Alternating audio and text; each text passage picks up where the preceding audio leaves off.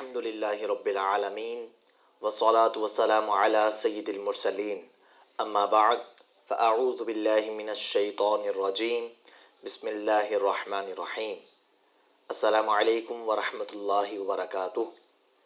پیارے بچوں، آج ہم مدنی قاعدے کا سبق نمبر 18 جس کا نام ہے حروف مقطعات پڑھیں گے۔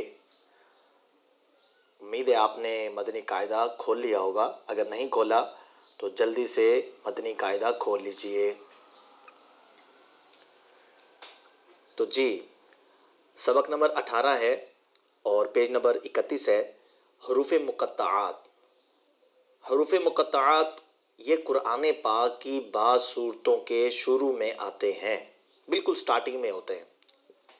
جیسے آپ لوگوں نے پڑھے بھی ہوں گے، یاسین شریف کا تو نام سب نے سنا ہوا ہے اور پڑھتے بھی ہوں گے ماشاءاللہ۔ تو پہلا جو ورڈ ہے وہ یاسین ہے۔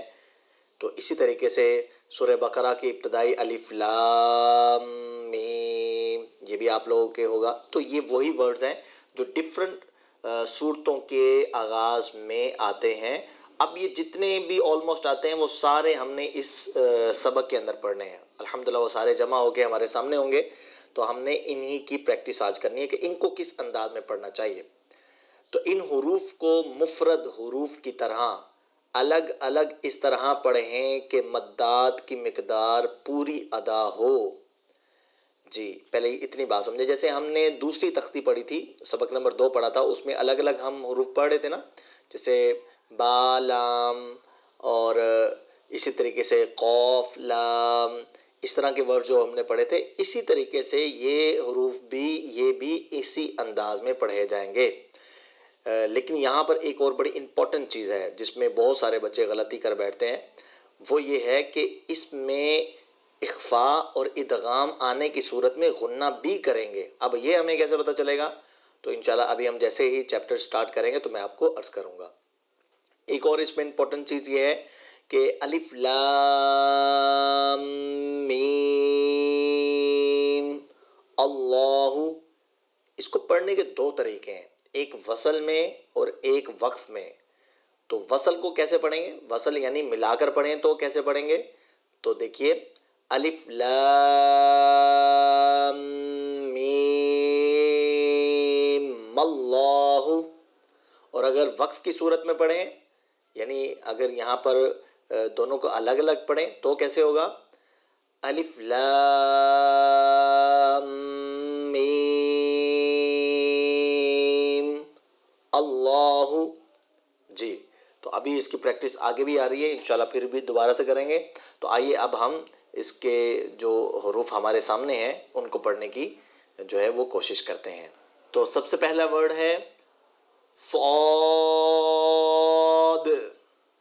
یہاں پہ کیا خیال کریں گے؟ ایک تو صاد پور ہوتا ہے، آپ کو بھی پتہ ہے، اور دال آخر میں آ رہا ہے۔ اس کے نیچے دیکھیں بالکل گرین کلر میں جو لکھا ہوا ہے، یہ دال یہ ساکن ہے اور دال حروف قلقلہ میں سے ہے۔ جی، تو قلقلہ بھی یہاں پہ کرنا ہے، یہ بھی ذہن میں رکھیں۔ دوبارہ سے پڑھ لیتے ہیں، صاد، آخر میں قلقلہ دال پہ ہوگا۔ نیکسٹ پہ چلیں گے، قاف۔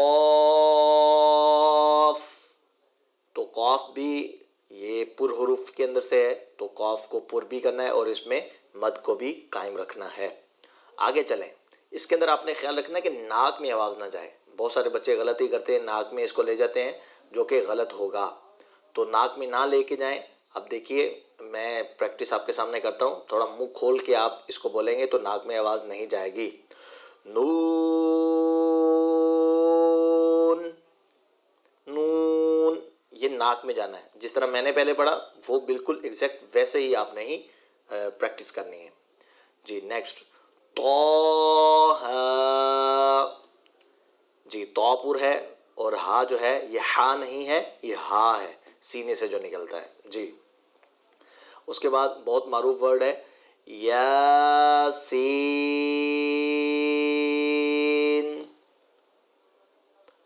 نیکسٹ، طاسین۔ نیکسٹ، حامیم۔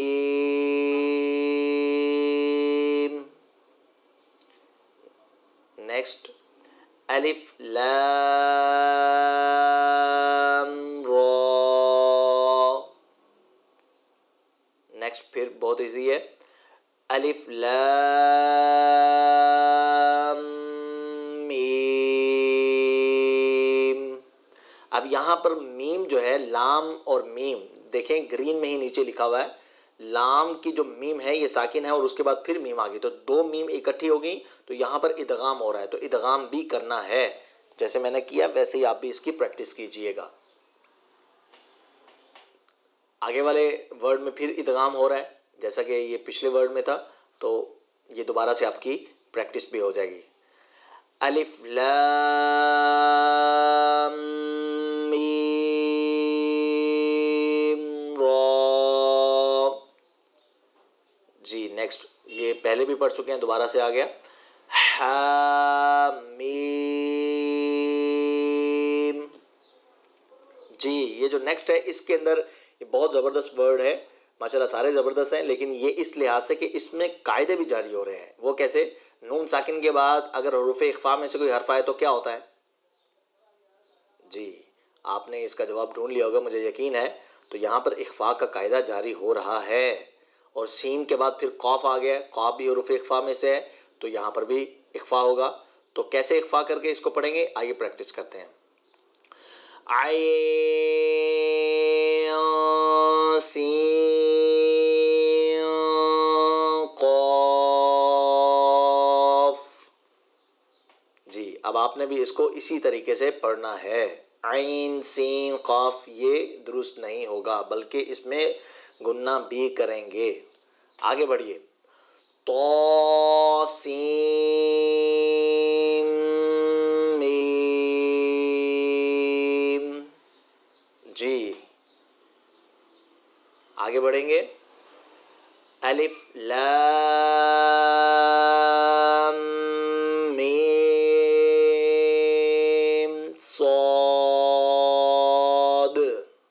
جی دال پہ کلکلا آئے گا اور لام، اور اس کے اندر جو ہے وہ دو میم اکٹھی ہو گئی، پہلی میم ساکن ہے پھر مشدد آ گئی، تو یہ اکٹھی ہوگی تو یہاں پر ادغام ہوگا. جی بالکل ادغام ہوگا. آگے بڑھتے ہیں، اور اس کو پڑھنے کی دو صورتیں تھیں جو ہم نے سٹارٹنگ میں پڑھی تھی. آئیے اس کو دوبارہ پڑھتے ہیں. الف لام میم اللہ. اور اگر اس کو وصل میں پڑھیں گے تو کیسے پڑھیں گے؟ الف لام میم اللہ. جی اور آخری اس سبق کا آخری لفظ حرف ہے، اور یہ اس کی پریکٹس بھی ہم نے بڑے اچھے طریقے سے کرنی ہے. اس میں اخفاء بھی ہو رہا ہے، عین پہ جائیں گے تو اخفاء ہوگا. جی کاف ہا یا عین صاد. جی دال پہ کلکلا کریں گے اور عین پہ آ کر اخفاء کریں گے. تو میں امید کرتا ہوں پیارے بچوں آپ نے خوب توجہ کے ساتھ یہ آج کا سبق سن لیا ہوگا، اور اب اس کی خوب دہرائی کیجیے. اللہ پاک آپ کا حافظہ مضبوط بنائے. آمین.